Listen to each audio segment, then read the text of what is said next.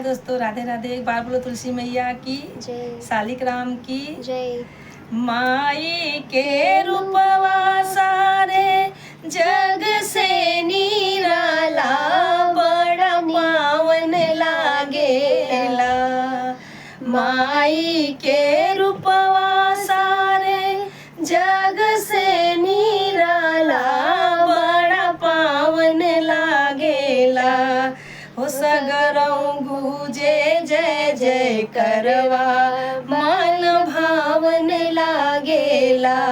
हो सगरौ गूंजे जय जय करवा, मन भावन लागेला। सुंदर गुण दिहली सुंदर रूपवा, हो की दिहली शिष्याना। ए माई मोरी भइली सहैया, हमरा भगिया जागलना। हे माई मोर भइली सहैया, हमरा भगिया जागलना। धन दिहली ज्ञान दिहली सूरय और तलवा, हे की दिहली सहन सनहियाना। हे माई दिहली सनहियाना, कि माई मोर दिहली हथवा बढ़ाई, हमारे भगिया जागलना।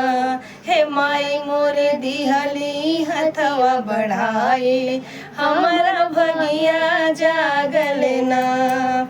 भगतन के पपियावा दिहली लालना यौ दिहली, हे माई दिहली सुहगवाना। हे माई दिहली सुहगवाना, रखली सुखी सब परिवरवा, हमरा भगिया जागलना।